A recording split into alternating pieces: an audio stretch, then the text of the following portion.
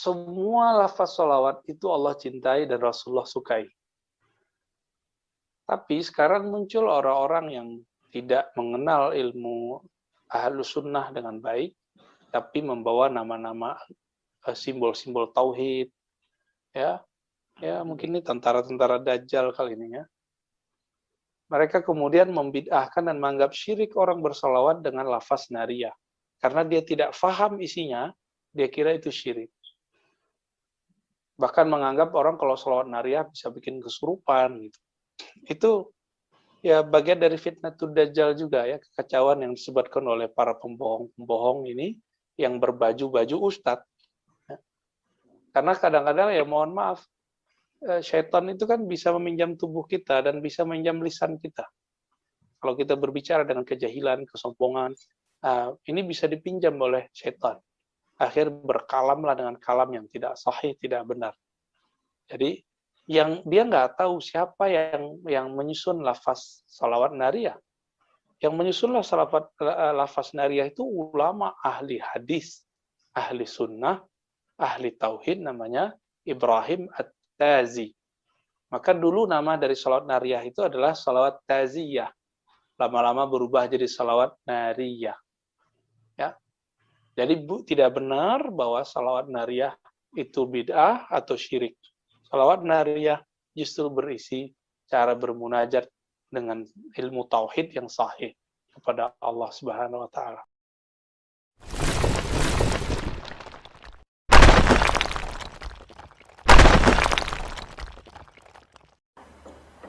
Salawat bid'ah sekaligus syirik. Kenapa bid'ah? Karena tidak ada contoh dari Rasulullah SAW. Sekaligus juga lafaznya mengandung syirik. Contohnya salawat nariyah, atau mereka sebut juga salawat tafrijiyah atau salawat kurtubiyah. Bagaimana bunyinya? Allahumma salli salatan kamilah wa sallim salaman taman ala sayyidina Muhammadin alladhi tanhallu bihil uqad wa tanfariju bihil kurab wa tuqda bihil hawaij wa tunalu bihil radhaib wa husnul khawatim, dan seterusnya.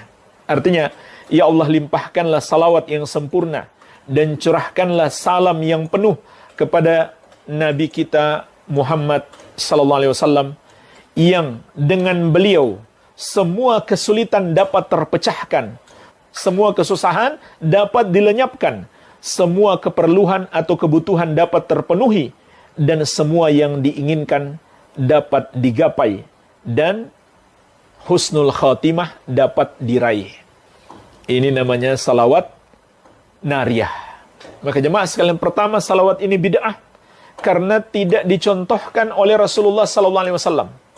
Yang kedua, kalau diyakini beliaulah yang dapat menolong semua kebutuhan kita, menghilangkan semua kesusahan kita, maka tidak diragukan lagi ini adalah syirik. Dan secara lafaz, menurut bahasa Arab, bisa bermakna demikian. Bisa bermakna demikian lafaz yang ada dalam salawat nariyah. Padahal Allah menegaskan, amma yujibul muttarra idza da'ahu wa yakshifus su'a. Siapakah yang dapat mengabulkan doa orang yang kesusahan tatkala dia berdoa kepadanya? Tentu tidak ada selain Allah. Dan siapakah yang dapat menghilangkan keburukan? Tentu tidak ada selain Allah Subhanahu wa ta'ala. Ya.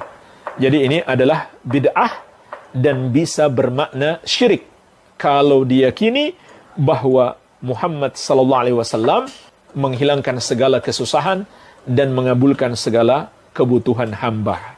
Iya. Contoh lain jemaah sekalian, salawat burdah. Syair yang mereka anggap juga salawat. Ini parah sekali kesyirikannya. Al-Busiri, penulis syair burdah, sekaligus mereka sebut salawat burdah, berkata, ya akramal khalqi maliman aludhu bihi siwak inda huduthil hadithil amim. Wahai makhluk yang paling mulia, Muhammad sallallahu alaihi wasallam, tidak ada tempat aku berlindung kecuali kepadamu ketika aku ditimpa musibah. Subhanallah.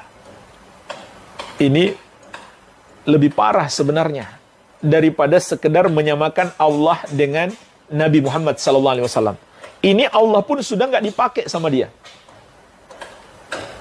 Karena dia katakan, wahai makhluk yang paling mulia, tidak ada tempat aku berlindung kecuali kepadamu. Bukan lagi kepada Allah. Kalau dia mengatakan, tidak ada tempat aku berlindung kecuali kepadamu dan kepada Allah, itu syirik. Sekarang Allah malah sudah nggak dipakai. Kemudian dia juga mengatakan, wa inna min judika dunya wa darrataha, wa min ulumika ilmul lauhi wal qalam. Dan sesungguhnya, di antara anugerahmu, dunia dan akhiratnya. Dan di antara ilmu yang engkau miliki, ilmu tentang Al-Lauhul Mahfuz dan catatan takdir. Subhanallah. Dia katakan, Nabi SAW yang menganugerahkan dunia dan akhirat kepada para hamba. Padahal Allah menegaskan, wa inna lana lal akhirata wal ula. Sesungguhnya milik kamilah akhirat dan dunia. Surat Al-Lail ayat ke-13. Lalu dia mensifatkan Nabi SAW mengetahui perkara gaib, mengetahui catatan takdir yang ada di Allahul Mahfuz.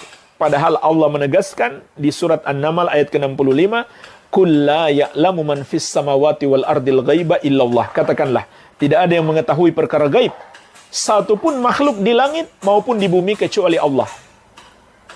Dan jemaah sekalian, di salawat burdah ini juga ada pensifatan kepada Nabi SAW yang tidak tepat. Salawat burdah itu awalnya adalah Maulaya salli wa sallim daiman abada ala habibika khairil khalqi kullihim. Ini seringkali mereka buat nyanyian-nyanyian. Artinya apa? Ya Allah, curahkanlah salawat dan salam terus-menerus selama-lamanya kepada habibika, habibmu, kecintaanmu, sebaik-baik makhluk seluruhnya. Kalimat habibika, Muhammad SAW adalah habibmu ya Allah. Maka jemaah sekalian, para ulama menjelaskan, ini kurang tepat untuk disifatkan kepada Nabi SAW. Kenapa? Karena pensifatan kepada beliau lebih tinggi daripada habib, yaitu khalil. Khalil itu tingkat kecintaannya lebih tinggi daripada habib. Dan sifat Nabi SAW yang disifatkan Allah bukan habib, tapi khalil. Di antaranya di dalam hadis yang diriwayatkan Imam Muslim dari sahabat yang mulia Jundab bin Abdullah radhiyallahu taala anhu, Nabi SAW mengatakan, "Fa inna Allah ta'ala qad ittakhadhani khalilah kama ittakhadha Ibrahim khalilah." Karena sesungguhnya Allah telah menjadikan aku sebagai khalil, sebagaimana Allah menjadikan Ibrahim sebagai khalil. Jadi, dari seluruh para hamba, hanya 2 hamba yang tingkatannya sampai khalil, yaitu Nabi Muhammad SAW dan Nabi Ibrahim alaihi salam. Ini 2 nabi ini yang paling tinggi tingkatannya. Bukan habib, tapi khalil. Jadi tidak tepat kalau menyebut Nabi SAW habib. Iya. Oleh karena itu, Nabi tidak boleh menjadikan makhluk sebagai khalil, cukup sebagai habib saja. Sebagaimana dalam lanjutan hadis, "Walau kuntu muttakhidan min ummati khalila, lattakhadtu Abu Bakrin khalilah." Andaikan boleh, aku jadikan dari umatku seorang khalil, maka orangnya adalah Abu Bakar. Orangnya adalah Abu Bakar As-Siddiq radhiyallahu anhu. Tapi tidak boleh. Jadi khalil itu kecintaan yang tertinggi. Maka kita sebagai hamba yang paling kita cintai hanya boleh Allah subhanahu wa ta'ala. Abdurrahman bin Abi Layla qala, laqiyani Ka'ab bin Ujrah faqala ala uhdi laka hadiyah. Jadi Abdurrahman bin Abi Layla dia berkata, aku bertemu dengan Ka'ab bin Ujrah radhiyallahu anhu. Maka dia berkata, maukah aku hadiahkan kepada engkau sebuah hadiah? Apa hadiah tersebut? Hadiah ilmu. Anna Nabi sallallahu alaihi wasallam kharaja alaina. Faqulna, satu hari Rasulullah SAW keluar bertemu dengan kami. Maka kami berkata, ya Rasulullah, qad 'allamana Allah kaifa nusallimu alaik. Allah telah mengajarkan kami bagaimana kami mengucapkan salam kepadamu. Fa kaifa nusalli alaik? Sekarang kita hadis tentang salawat. Nah, bagaimana kami bersalawat kepadamu? Faqala, maka Nabi berkata, qulu, katakanlah, Allahumma salli ala Muhammad wa ala ali Muhammad kama shallaita ala Ibrahim wa innaka Hamidum Majid. Wa barik ala Muhammad wa ala ali Muhammad kama barakta ala Ibrahim innaka Hamidum Majid. Jadi berkata, ya Allah, salam kami sudah diajarkan oleh Allah. Assalamu alayka. Ya. Tetapi bagaimana dengan solawat? Kami tidak tahu bagaimana cara bersolawat. Saya tanya sama antum, para sahabat ahli bahasa Arab atau tidak? Ahli bahasa Arab. Mereka mungkin saja bikin model-model salawat dari diri mereka, bisa saja. Mereka mampu. Tetapi mumpung ada Nabi, ngapain bikin salawat sendiri? Maka mereka tanya kepada Nabi bagaimana cara salawat yang baik untuk Nabi SAW. Maka Nabi ajarkan salawat yang disebut dengan salawat Ibrahimiyah. Allahumma salli ala Muhammad wa ala ali Muhammad kama sallaita ala Ibrahim wa ala Ibrahim innaka Hamidum Majid wa barik ala Muhammad wa ala ali Muhammad kama barakta ala Ibrahim wa ala Ibrahim innaka Hamidum Majid. Ini salawat yang terbaik, namanya salawat Ibrahimiyah. Namun kebanyakan orang bersalawat tidak bersalawat dengan salawat ini. Kenapa? Karena salawat ini tidak bisa dilakukan, kurang enak.